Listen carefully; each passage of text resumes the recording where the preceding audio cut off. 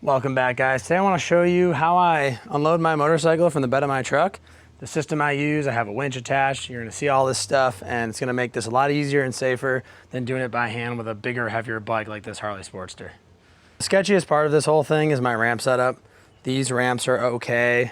This dog ramp is not really rated for a human weight. Haven't had an issue yet. I'm pushing my luck with it probably, to be honest. But I always make sure this is nice and ratchet strapped down so you don't kick the ramps out and wind up on a YouTube video. I actually have a short of me doing that.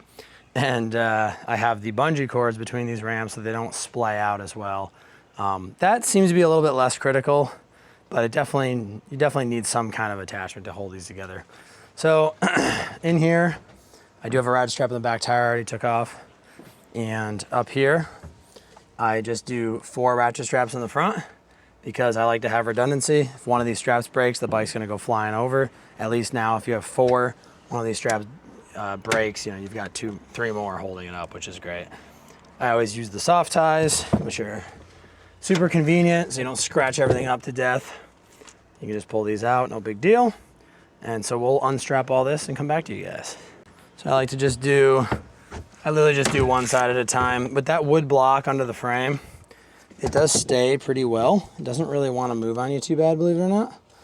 One of the harder parts with a motorcycle is just getting the straps to not hit the paint and stuff.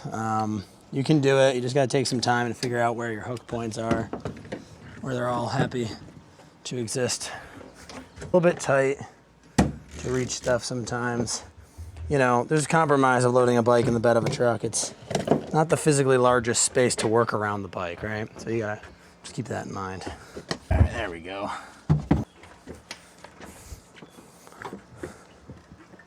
So a lot of people question whether or not the tailgate is strong enough to handle the weight of the bike and a person, pushing it up or wheeling it up or winching it up, however you do it. So far, so good on this Ford tailgate. I can't speak to your truck exactly. I haven't had an issue. I used to run like a metal plate across the bed gap, but I don't worry about that anymore. I'm just rolling the dice. But what I do is I hook the winch up on this side of the fender, and then we're gonna straighten the bike out and I will show you the technique.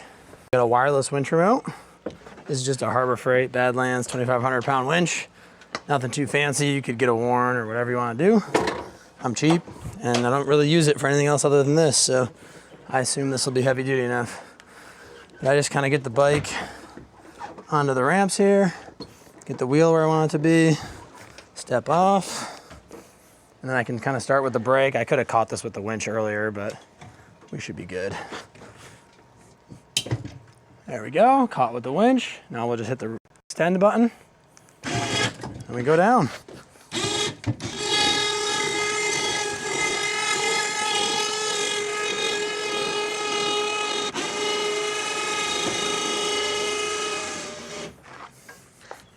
And it's really as simple as that.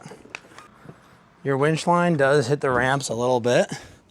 Honestly, had no issues. I've been using this for quite a while now. Doesn't really seem to scratch, you know, mar up that wire rope at all. Had no problems with it. And yeah, that's basically the setup.